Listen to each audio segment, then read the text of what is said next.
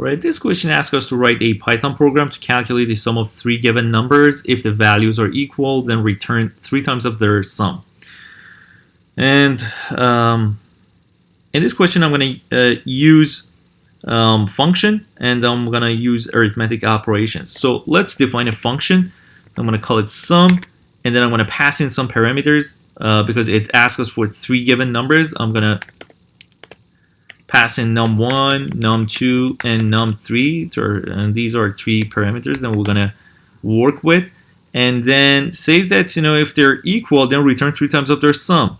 So I would say if num1 equals num2 equals num3, then return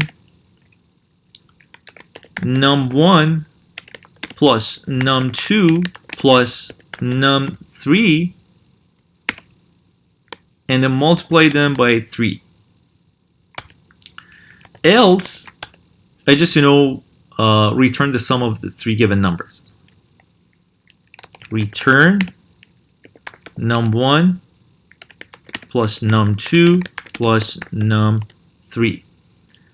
Now let's try it. Print sum.